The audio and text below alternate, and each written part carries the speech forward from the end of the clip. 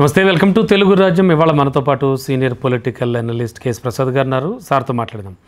Sir, Sajjala Ramakrishna Reddy గారికి సంబంధించి ఒక పాపులర్ వెబ్సైట్లో ఒక కథనం కూడా వచ్చింది. గ్రేట్ ఆంధ్రోడ్ అండ్ అదే పని పాటు లేకుండా అంటే కార్యకర్తలు కింది స్థాయి వాళ్ళు ఎవరూ కూడా కోరుకోవట్లేదు. ఒక కోటరీలో ఆయన కూడా ఒకరు. ఏమిటి ఇవన్నీ అంటే ఎలా చూడాలి? మళ్ళీ ఇప్పుడు 33 మంది పొలిటికల్ అడ్వైజరీ కమిటీలో ఉన్నటువంటి ఆ పిఏసీకి ఈయన మళ్ళీ హెడ్గా చేశారు. అంటే ఏం జరుగుతోంది? సజ్జల రామకృష్ణారెడ్డి గారు ఇంకా మరింత ఏం చేయబోతున్నారు? ఎలా అర్థం చేసుకోవాలి? ఏమిటి సంగతి? ముందు ఆ 33 మంది ఏడు చేస్తారో కనుక్కోండి, తర్వాత ఈయన ఏడు చేస్తారో చెప్పొచ్చు. మరి ఏ ఉద్దేశంతో ఇచ్చారు జగన్ గారు ఇవన్నీ? ఏ ఉద్దేశంతో ఇస్తారండి? ఇప్పుడు ఆయన ఫస్ట్ ఆఫ్ ఆల్ మీకు ఒక లాయలిస్ట్, సాక్షిలో పనిచేశాడు, పార్టీని నమ్ముకున్నాడు, పార్టీ గురించి జీవితాన్ని అంకితం చేసుకుని వచ్చాడు జగన్మోహన్ రెడ్డి అని. అట్లా అలాంటి వాళ్ళని ఆయన ఖచ్చితంగా గుర్తిస్తాడు. అందరినీ బాల్యాన్ని చూసినట్టు చూడకండి. ఇవాళ సజ్జల గారు అనే వ్యక్తి ఒక ఐడెంటిటీ పార్టీ పరంగా. ప్రతిరోజు జగన్మోహన్ రెడ్డి గారు కూర్చొని ఉన్నప్పుడు ఒక మనిషి సమాధానం చెప్పాలి కదా, ఆయనే కదా సజ్జల. ఇప్పుడు నేను అంటుంది కానీ ఎందుకన్ని వివాదాలు, ఎందుకన్ని కాంట్రవర్సీలు సజ్జల గారి మీద? ఇప్పుడు డైరెక్ట్గా ఎవడు జగన్మోహన్ రెడ్డి అనే దమ్ము ధైర్యం ఎవరికైనా ఉందా? ఎవడు అండు. అన్నప్పుడు ఏం చేయాలి? ఏ వంకలనమ్మ డొంకట్టు గడిచిందని నేనించే. ఓకే ఓకే, ఎలా నేనించి అవుతుంది చెప్పండి? ఓకే అండి. ఇప్పుడు జగన్మోహన్ రెడ్డి గారికి అపాయింట్మెంట్లని సజ్జల రామకృష్ణారెడ్డి గారే చూస్తున్నారు. ఈయన అవన్నీ కలవనివ్వట్లేదని ఎక్కడైనా ఎవరైనా చెప్పమని చూద్దాం. కార్యకర్తలు అంటూ ఉంటారు కదా సార్. నేను అంటుంది కార్యకర్తలు అనడానికి ఏమో సార్, బయట కూర్చొని చాలా చెప్తుంటారు. నేను వాస్తవం మాట్లాడదాం, జస్ట్ ప్రాక్టికల్గా. రియాలిటీ. ఇప్పుడు తెలుగుదేశంలో టీడీ జనార్దన్ గారు అందరినీ అడ్డేస్తండి, ఎవరిని వెళ్ళనివ్వట్లేదు అంటే ఏమైనా అర్థం ఉందా? ఓకే, అది ప్రాంతీయ పార్టీ సార్. ఒక వ్యక్తి ఇప్పుడు ఇన్ని జరుగుతున్నాయి, మళ్ళాటోడే ఇక్కడ కూర్చొని మాడేస్తున్నాం. జగన్మోహన్ రెడ్డి గారికి ఈ పార్టీ ఫీడ్బ్యాక్లు లేకుండా ఉంటారు. పోనీ సజ్జల గారి మీద పడేడిచే బ్యాచ్లు వేరే ఉంటాయి కదా, ఎంత కాదన్నా వాళ్ళ మాటలన్నీ పట్టించుకోవాలి కదా. దేని కార్యకర్తలకు నన్ను ఎడతీసింది సజ్జల, అర్రే నీకెందుకు నేను మళ్ళీ పదవి ఇస్తాను మాట అనుకోవాలి కదా జగన్మోహన్ రెడ్డి. అదే మళ్ళీ ఎందుకు ఇచ్చారనేది. ఎందుకు ఇస్తారంటే అసలు ఆ విషయం లేదని అర్థమే కదా. అంటే బయటకు వస్తున్న వార్తలు వేరు, అక్కడ జరుగుతుంది వాస్తవం అంతే కదా సార్. ఇప్పుడు మీరు కంటిన్యూస్గా కంప్లైంట్లు ఉంటాయి, అడిగి టీసీ ఇచ్చి పంపించాలి కదా స్కూల్ నుంచి పిల్లలకి. టీసీ ఇవ్వట్లే, సస్పెన్షన్ చేయట్లే, కానీ ఇంటికి మాత్రం మీకు రోజు ఫోన్ వస్తుంది, మీ అబ్బాయి మా సైడ్ అల్లరి చేస్తాండి అని. మరి అల్లరి చేస్తే తగిలేవచ్చు కదా బయటికి, ఎందుకు తగలట్లే అని ఆలోచిస్తారా? ఆలోచించరా మీరు? అంటే కార్యకర్తల నుంచి జగన్ గారు ఇంకా ఆలోచించట్లేదు, ఇంకా కోటను పట్టు. నాకు అర్థం కావట్లేదు సార్. ఇప్పుడు కార్యకర్తలు ఇప్పటిదాకా ఆయన్ని కలుస్తున్నారు. ఇప్పుడు పొలోమని ఆ మార్కెట్ యార్డ్కి వెళ్ళాడు, లేదా రషీద్ మర్డర్కి వెళ్ళారు ఆయన, నిన్న చనిపోయిన. అందరూ సజ్జల రామకృష్ణారెడ్డి వల్ల మేము నష్టపోయామన్నా అని ఎవడైనా గలం వినిపించింది ఒక్కటి చెప్పండి. అంత మాసులు బయట అలా వినపడదుగా. అలా కదా సార్, మాబులోంచి అరుపులు రావాలి కదా అట్లీస్ట్. అది ఏమైనా వచ్చాయా? సో అంటే కోటర్ అనేది నిజం కదా అసలు. నేను అంటుంది ఇప్పుడు ఇన్ని ఇన్సిడెన్సెస్లో జగన్మోహన్ రెడ్డి కార్యకర్తను కలట్లేదు సార్. ఎవడు కలిసినోడైనా సజ్జల నుంచి మాకు ఈ ప్రాబ్లం ఉందని ఎవడైనా సెకండ్ ఇచ్చి చెప్పినాడో చెప్పండి. పోనీ ఇంత మాబ్లో అన్నా నిన్ను మన్ను ఎడదీసేసిన సజ్జలు అన్న నరిసినోడు చూపించండి, ఒకడే నరవాలి కదా. అది గమనించండి మీరు ప్రాక్టికల్గా. అంతే. అంతేకాదు, మీరు వాస్తవానికి దగ్గరగా మాట్లాడదాం. ఇప్పుడు ఒక వ్యక్తితో నాకు తెలుగుదేశం పార్టీలో టీడీ జనార్దన్ గారు నాకు తెలుసు, అలాగే సజ్జల రామకృష్ణారెడ్డి వైఎస్ఆర్సీపీలో నాకు తెలుసు, బీజేపీలో ఇప్పుడు పురంధేశ్వరమ్మ గారి కోటరీ ఉంది, నెక్స్ట్ మన సోమవీర్రాజు కోటరీ ఉంది. వాళ్ళతో ఉన్న ముఖ్యులు ఎవరో నాకు తెలిసి, వీళ్ళతో ఉన్న ముఖ్యులు ఎవరో నాకు తెలుసు. ఎగ్జాంపుల్ చెప్తున్నా, వీళ్ళతో ఏమవుతుంది? ఓకే అండి. ఇప్పుడు ఉదాహరణకి సోమవీర్రాజు గారి కోటరీకి ఎమ్మెల్సీ రాకుండా సోమవీర్రాజు గారు నిరోధించగలిగింది పురంధేశ్వరమ్మ, ప్రెసిడెంటే కదా.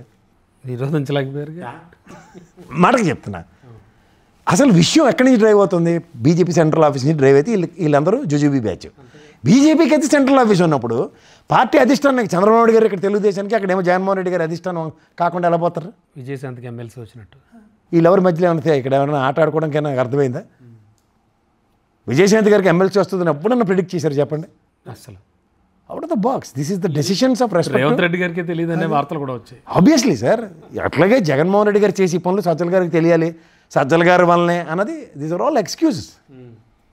నేను కంటిన్యూస్గా అబ్జర్వ్ చేస్తాను ఎలక్షన్స్ అయిన తర్వాత జగన్మోహన్ రెడ్డి గారు ఈ రోజు దాకా ప్రజా జనాల్లోకి ఎప్పుడైనా వెళ్ళినప్పుడు సజ్జల వల్లనే మనం ఓడిపో, సజ్జల్ని బయట ఎక్కడ టాక్ రాలేదు.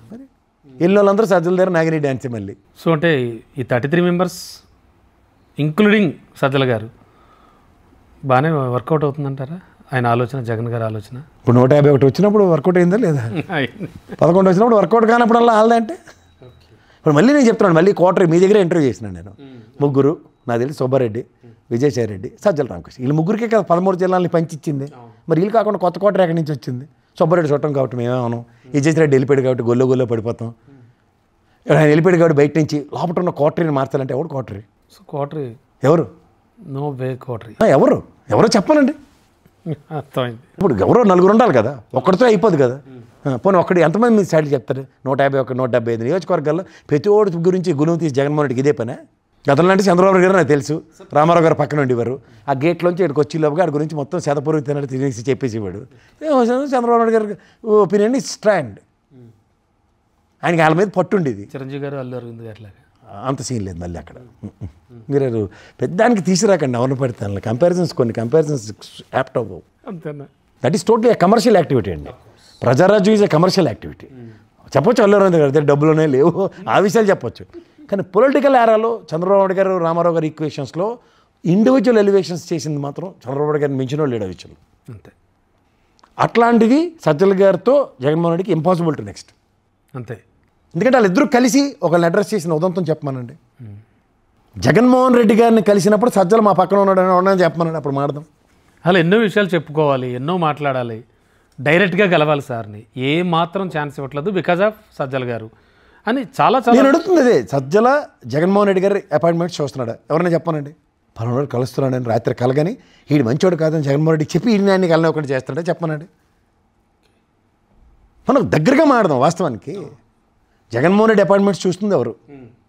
పోనీ అట్లీస్ట్ ఈ జిల్లాలో మమ్మల్ని కలనేవాళ్ళని చెప్పమనండి. పోనీ సరే, ఇప్పుడు ఇలా వాపోయేటువంటి కార్యకర్తలు, ఈ నేతలు, చోటా మోటా లీడర్స్, వీళ్ళందరి పరిస్థితి ఏమిటి మరి? ఇప్పుడు సజ్జల గారికి మళ్ళీ ఆయనతో వీళ్ళకి ఏం పని?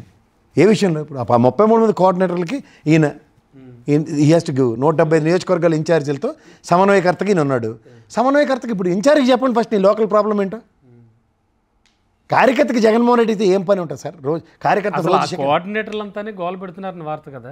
వార్త టాగుణితలు ఎందుకు? అంతేనా? టమాటా వద్దండి. ఇప్పుడు నీకు 175 నియోజకవర్గంలో ఒక నియోజకవర్గాన్ని నీకు ఇన్ఛార్జ్ చేస్తున్నాడు. నాకు సజ్జలు ఉంటే నేను తీసుకోవాలన్నా అని చెప్పినాడు ఎవడన్నాడు.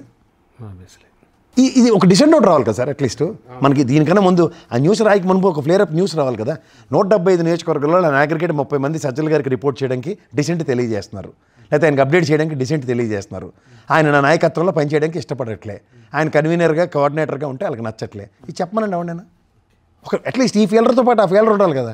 అందరికీ ఇష్టమే. మళ్ళీ మరి ఎలా వచ్చింది ఇంత వ్యతిరేకత? తాగుండింత కాదు అంతేనా? తాగుండింతాలన్నైనా రాసుకోవచ్చు. నేను మళ్ళీ కోటరీ అంటేనే చెప్పాను ఒక ఎంట్రీలో. వీళ్ళు ముగ్గురు కాకుండా కొత్తోడు చెవిరెడ్డి భాస్కర్ రెడ్డి ఎవడో చెప్పాడు నాకు మొన్న. ఎలా ఆయన అసలు బయట పట్టించుకున్నట్టు పక్క వెళ్ళి అనుకుంటారు. ఇన్స్టెంట్ నాకు అది కూడా వచ్చింది. దట్ ఇది పోనీ చెవిరెడ్డే అని ఒక యాంగిల్లో అడిగితే ఇంపాసిబుల్ టు నెక్స్ట్. అసలు ఎంటర్టైన్ చేయరట్టు. జగన్మోహన్ రెడ్డికి ఏమైనా ఫ్రస్ట్రేషన్ ఉంటే తీర్చుకోవడానికి పిలిచి తిట్టడానికి తప్ప దేనికి ఉపయోగపడ్డట్టు. ఇంకా సో ఏదైనా సజ్జల గారిని ఎవరు ఏం చేయలేరు.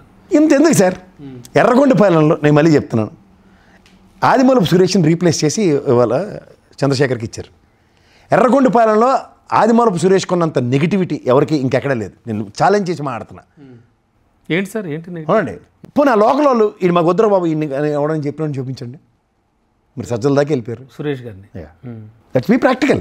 అవును, అంతే కదా, అదే కావాలి. అవును. ఇప్పుడు ఒక ఇన్ఛార్జికి ఒక డిసెంట్ అన్నది ఎక్కడి నుంచైనా గ్రాస్ రూట్ లెవెల్ నుంచి అక్యూములేట్ అయినప్పుడు, ఇవాళ చీమ చిట్టుక్కుమంటే జర్నలిజం ఎలా ఉందో తెలుసు సార్. ప్రతిఒడు జర్నలిస్టే. ఆ డిసెంట్లే ఒక అప్లిఫ్ట్ అవుతున్నప్పుడు ఎక్కడి నుంచి మీరు కన్సల్టేట్ చేసి మాట్లాడుతున్నారు? అర్థమైంది sir. Thank you. Hello, Telugu రాజ్యం ఛానల్ చూస్తున్నారా? సామాజిక, రాజకీయ, జీవన చిత్రణే తెలుగు రాజ్యం. అతిశయోక్తులు, అసత్యాలు ఉండవు.